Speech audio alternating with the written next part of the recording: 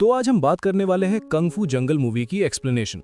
Film का आगाज Hong Kong की एक पुरानी और तारीख सुरंग से होता है, जहां पुलिस को एक नौजवान शख्स की लाश मिलती है। लाश पर कोई जख्म नहीं है, न गोली का निशान, न छुरे का। Police officer look UN SIM हैरान रह जाती है कि ये कत्ल किस तरह हुआ। लेकिन असल बात यह है कि ये कोई आम कत्ल नहीं, बल्कि एक पैटर्न है। मारे जाने वाला शख्स कोई आम आदमी नहीं, बल्कि एक मशहूर होंग क्ला फाइटर था। इसी रात शहर के दूसरे कोने में एक और मार्शल आर्टिस्ट को कत्ल कर दिया जाता है। इस बार वो लातों का माहिर था। अब पुलिस परेशान हो जाती है, क्योंकि शहर में एक सीरियल किलर फिर रहा है जो सिर्फ मार्शल आर्टिस्टों को निशाना बना रहा है। यहाँ हमारा हीरो दाखिल होता है, हाओ मो, जिसे डॉनी येन ने बेमिसाल अंदाज में पेश किया है। हाओ मो पहले पुलिस एकेडमी में मार्शल आर्ट्स का इंस्ट्रक्टर था, लेकिन एक रियल फाइट के दौरान हादसाती तौर पर एक शख्स की मौत हो गई थी, जिसकी वजह से वो जेल में बंद है।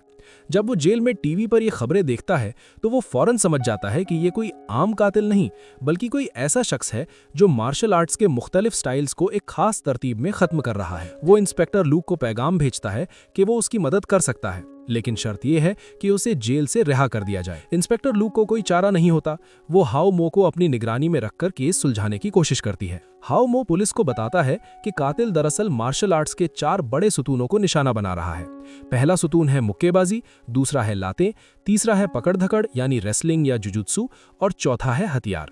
उसने अभी तक मुक्केबाजी और लातों के माहिर को मारा है, अब वो पकड़ धकड़ के माहिर को मारने वाला है। पुलिस फौरन उस माहिर की हिफाजत के लिए दौड़ती है, लेकिन तब तक बहुत देर हो चुकी होती है। कातिल ने उसे भी उसके अपने ही स्टाइल में मार डाला है। अब कातिल के पास सिर्फ एक ही निशाना बाकी रह जाता है, हथियारों का माहिर। पुलिस उसे बचाने में कामयाब हो जाती है, लेकिन कातिल फरार हो जाता है। यहाँ फिल्म का सबसे बड़ा ट्विस्ट आता है।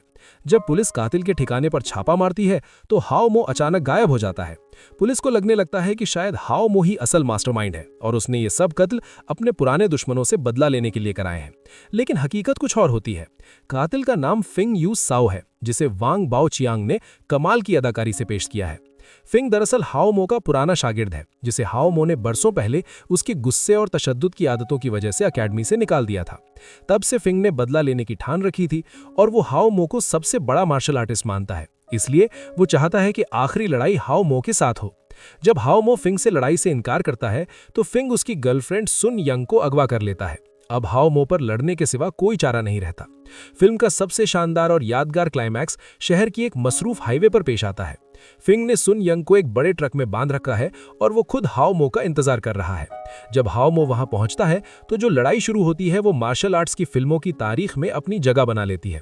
दोनों के बीच पहले हाथों से लड़ाई होती है, फिर वो लातें इस्तेमाल करते हैं, फिर पकड़ धकड़, और आखिर में दोनों ने बांस की लाठियां उठा ली। इस दौरान ट्रक तेज रफ्तारी से चलते रहते हैं और हाओ मो कई बार मौत के मुंह में जाता है। एक लम्हे में फिंग हाओ मो को ट्रक के नीचे धकेल देता है, लेकिन वो बाल बाल बच जाता है। आखिर में हाओ मो फिंग को एक कारी जर्ब लगाता है और उसे जमीन पर गिरा देता है, लेकिन वो उसे कत्ल नहीं करता, बल्कि पुलिस को बुला लेता है। फिंग को गिरफ्तार कर लिया जाता है और सुन यंग को आजाद करवा लिया जाता है।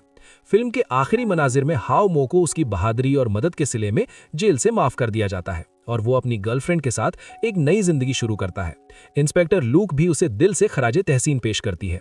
फिल्म का असल पैगाम यह है कि मार्शल आर्ट सिर्फ लड़ने का नाम नहीं, बल्कि इसमें नज्म और दस्तबत, एहतिकात और दूसरों को माफ करने की ताकत भी शामिल है। फिंग ये सब कुछ समझने में नाकाम रहा, इसीलिए वो एक राक्षस बन गया।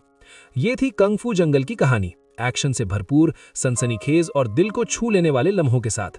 अगर आपको डॉनी येन के शानदार मार्शल आर्ट्स और दिमाग को चौंका देने वाले ट्विस्ट पसंद है तो ये फिल्म जरूर देखें। और हाँ, हमारी वीडियो पसंद करें और चैनल को सब्सक्राइब करना मत भूलें।